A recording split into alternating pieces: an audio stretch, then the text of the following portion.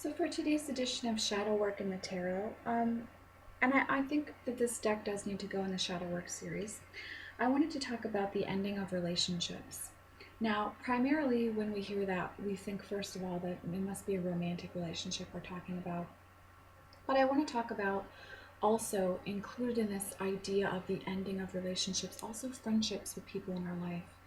And this could be family relationships as well, when it's a time for relationships to end, either because of death or because of an understanding that the relationship has run its course. So, of course, the first card that we talk about when we work with the ending of something is the death card. And this is really letting us know that it's an organic conclusion to something. It's time to let go of a belief of something or a relationship in this case, because it is actually the end of something. It's time to let something go. It's time to allow something to die. And the less we fight that, the more we step into an honoring of the loss, the easier it is to heal from this relationship and the experience, and the easier it is to, again, find the sweet within the sting, to find the lesson within the pain, to find the wisdom from the experience as a whole. So this means that we honor not just the good parts or the bad parts of a relationship, or even the in-between parts, but the experience of the relationship as a whole. And I found recently, very much personally for myself, that oftentimes there's an ending of a relationship when you've experienced, or the other person has experienced, a tremendous amount of growth spiritually. And this could be because of the physical circumstance or just from work within, that there is a growth that one of you is experiencing. And so the relationship is no longer at the same space vibrationally. And because of that, a shift has to occur. And perhaps for the person who is uncomfortable with the new vibration, they no longer want to be in that energy. And for the person who shifted vibrationally to another space, the other person's energy is no longer a match, and so there's discord. There's a feeling of malice with the Five of Swords, perhaps, jealousy, a lack of understanding. Perhaps there's a feeling with the Ten of Wands that one of you has been carrying the primary load of the relationship and has become weighed down with the burdens of a relationship that's not equal anymore. There's no balance in the give and take of the relationship.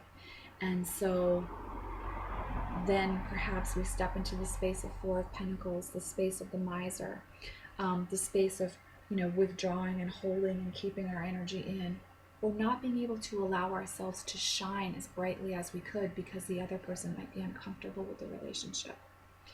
So while we can say that an ending of a relationship could be a physical death, our focus here with our shadow work in the tarot today is going to be more about an ending of a relationship because of difficulties in the friendship, okay, or the family.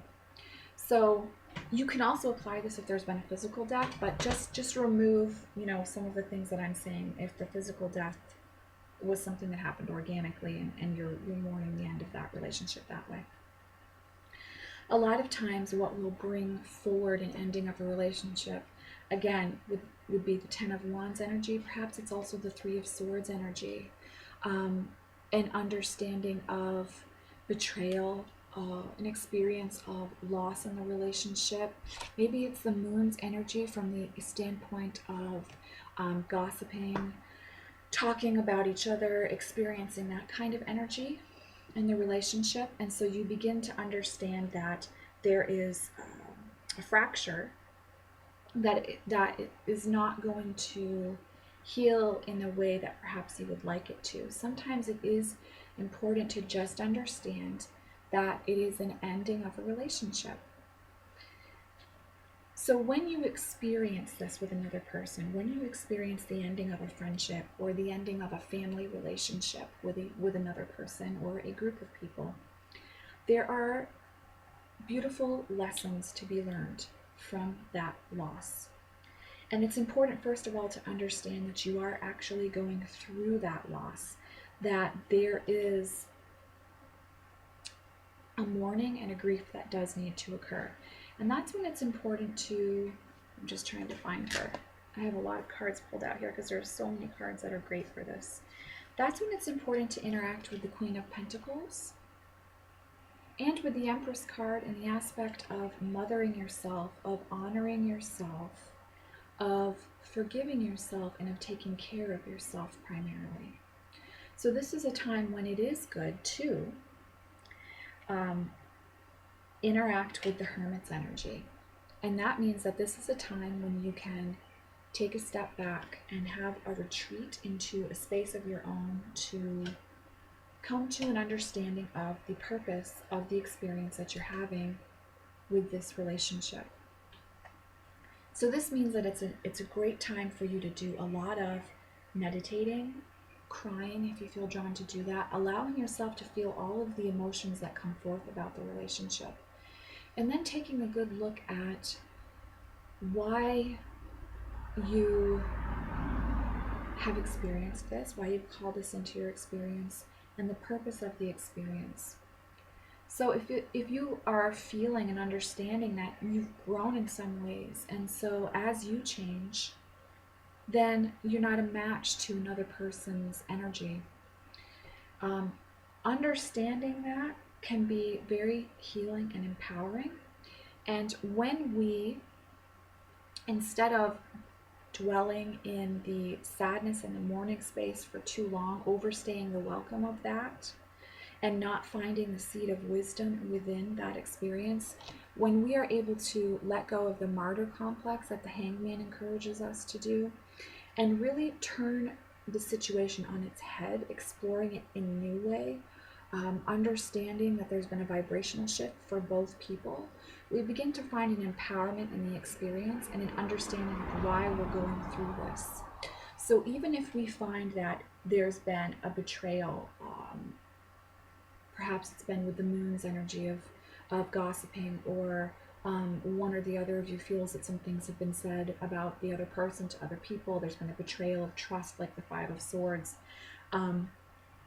or the Three of Swords, where we really feel that pain of someone that we trusted has not been worthy of that trust. So those are the experiences that we've had around this, but it's important to take a look at the understanding of the vibrational shift that's occurred, instead of getting stuck in the justice aspect of who did right and who did wrong. When we can, first of all, allow ourselves to feel, nurture ourselves to the Queen of Pentacles, withdraw with the Hermit's energy, and really do some personal work, not needing to make it about ourselves and who's right and who's wrong and sharing that with everyone, but instead pulling back, sitting with this energy, understanding that there have been things that we haven't wanted to see with the Two of Swords, things that we haven't wanted to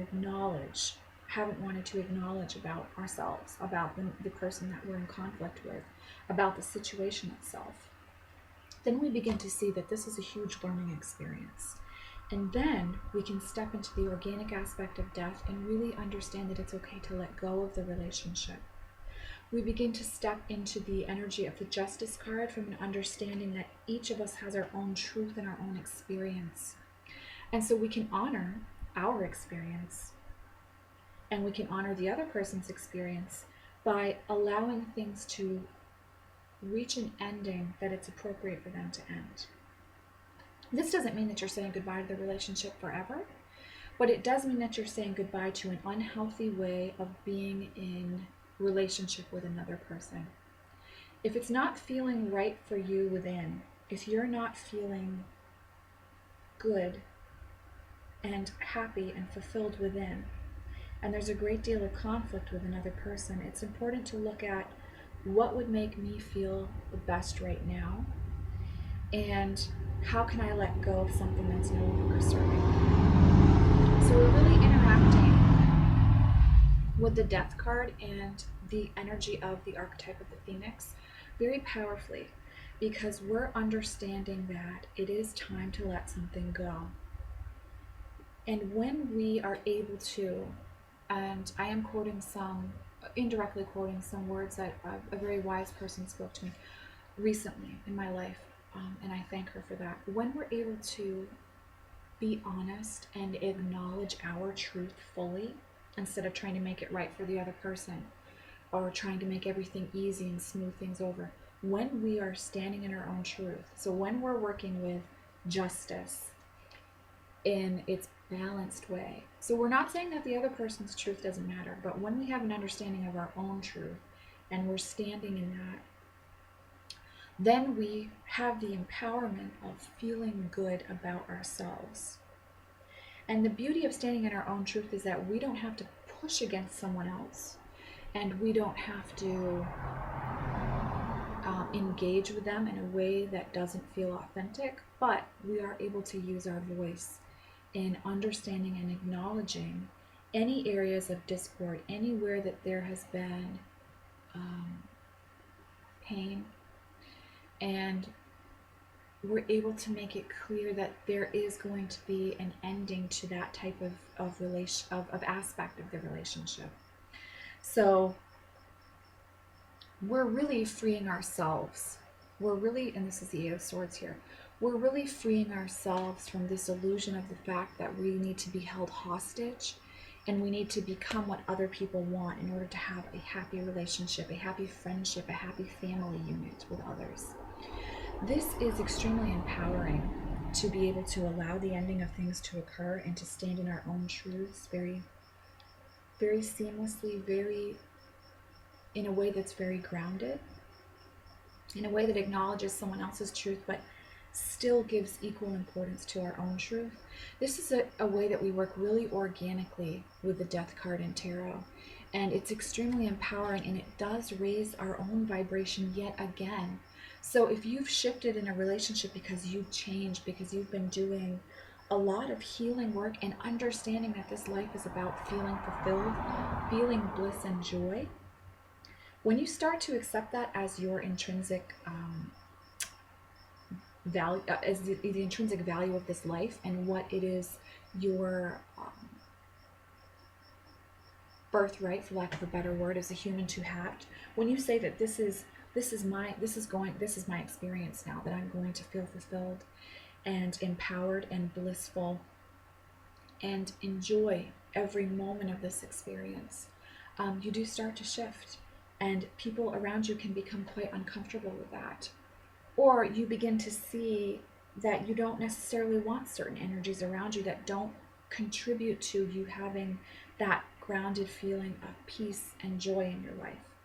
And so this is when we do interact with the Death card in a very beautiful, organic way, because we begin to, again, we're shifting and we're stepping into the energy of the Fool in a very powerful way, because we're taking a leap of faith. We're leaving an old way of being behind us. And not everyone can come along for that ride, and that is okay. When we change, all of our relationships change as well. People either have a choice to raise up vibrationally to you or to stop being in your energy. And that is okay. It's okay for that to happen. That's what's been the real gift of May for me, is understanding that it's okay to release. Especially if you feel very truly within that you're a healer in this life. We have a tendency to step into a mothering role and to want to experience that with everyone in our lives, where we're taking care of everyone. And as long as everyone else is okay, then we get to be okay. You will find that when you start to heal yourself and change this energy within your own being, wow, huge vibrational shift with everyone around you. You will find that new friendships come in, people that honor that about you and that are at that level, not that level because it's not a level, but that are at that vibration themselves of understanding their own divinity and their own intrinsic worth, for lack of a better word. And so you have this beautiful newness coming in with the Fool, because you've taken a leap of faith and you've said, yes, I can be happy and fulfilled in my life. And that comes from within me, not from without. So this is a new beginning that's stepping forward for you. And there's new vibrations coming in to work with you. And you'll find that even in the spirit realm, there are new energies coming in. But it also does mean that it's time to work with the death card and understanding that there are endings that are going to occur in this third dimensional realm. And the way that we most effectively interact with that energy is by allowing that organic ending to happen. So let go of the need to fix it, to make it better, to make everyone else feel okay. And just simply sit in your experience and your truth with your focus on feeling and honoring yourself and others around you, but with the main focus being on how does it feel in here? What makes me feel the best here? So when we do that, then we can allow relationships that are no longer serving us to reach a natural conclusion. And the best way that we go about this, whether we are seeing that we need to choose to end a relationship or there's a very dramatic, painful ending to a relationship and we really feel like, oh, a cord has been like ripped apart between us and this other person, and we just don't know, like we're emotionally just bleeding the pain of this loss all over. If we're feeling like that, it's very important to let go of the attachment of our worth being connected to the other person liking us. It's so important to let go of that. And that's what the Death card and the Hanged Man and the Hermit card and Justice, even the Moon, are encouraging us to do when we experience the ending of relationships in our lives. Even if it is because of a physical death of someone, the more that we can let go of that attachment to keeping something the same so that we feel safe and secure in our experience, the freer that we're going to be. And the beauty is the freer that we allow that person to be in their experience. Then they don't have to be in a relationship with someone that they constantly feel in conflict with. And they can begin to have new relationships that create their own vibrational shifts for themselves. And so in that way, everyone is experiencing the Fool card in a very freeing way. And so it is important to allow endings to occur when it's time for them to happen. And the beautiful thing is that if we look at this as, you know, ourselves as divine energy, coming in and having this personal physical experience to understand the contrast of things and to expand our own growth as divine energies, we can see that this is something that we have said, yes, I want to have this experience. That gives us a great sense of empowerment and an understanding that we are not held hostage to energies and relationships that aren't working for us anymore.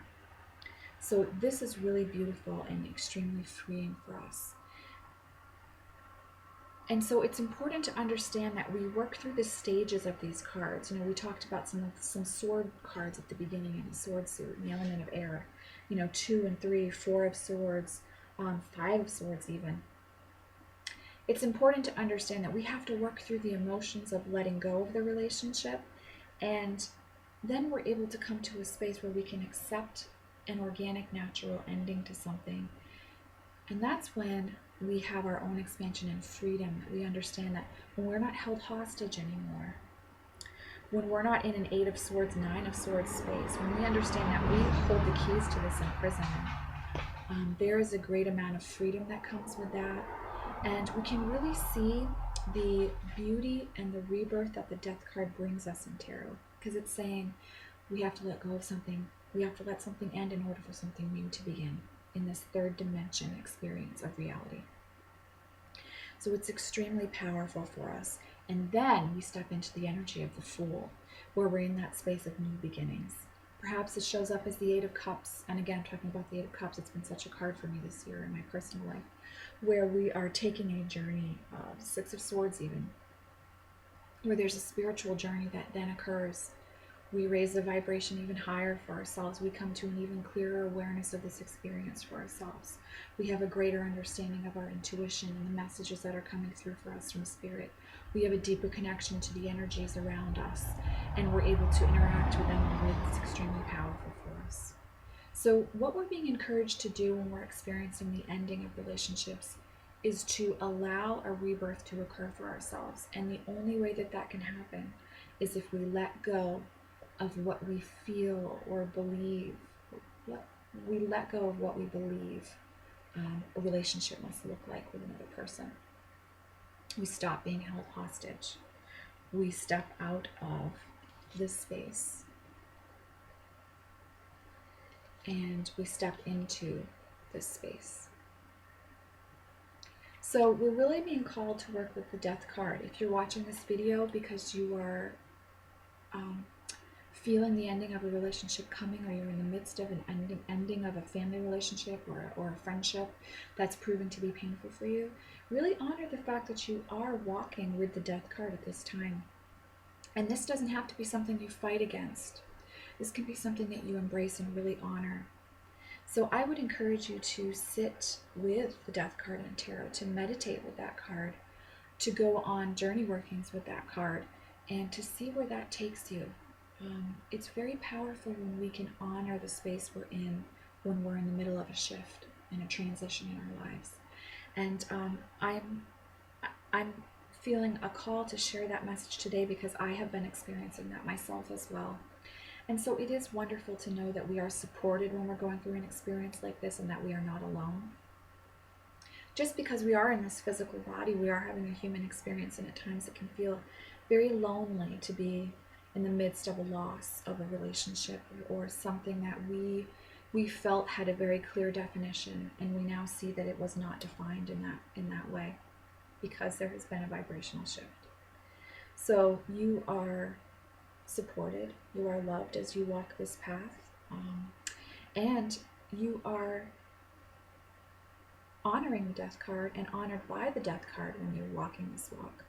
So just allow yourself to experience and examine through meditation, through card work, with these cards, with tarot as a whole, what it is you have accepted or believed to be true about your place in a relationship, and examine if it's time for that to shift, if it's time for that to change. That's a very powerful experience you can have if you choose to have that. So sit with that and honor, most of all, honor where you are and understand that there are endings to relationships, and it's not an ending in a final way. It's just that there's going to be a rebirth in another way. Even if you never speak to that person again in physical form, there is an understanding that you have both had in spirit form to have an experience together like this. And that's very empowering. And I know for myself, when I was leaving my family to follow a spiritual path that was empowering for me and authentic for me, just understanding that I had an agreement with these beings to have this physical experience with them, but that there was still love on a different plane for us, energetically, was extremely healing for me. So I hope that if you're experiencing this yourself right now, you find that to be empowering and healing as well, that there has been an agreement for contrast together in this physical body. So I encourage you all to work with the death card if you're currently experiencing an ending of relationship, to honor that path and to really work with and have a dialogue with that card. It's going to be very clarifying, empowering, and clearing for you to do that. So I'm sending you many blessings and much encouragement on your path. So much love to you all, and I will see you in the next video.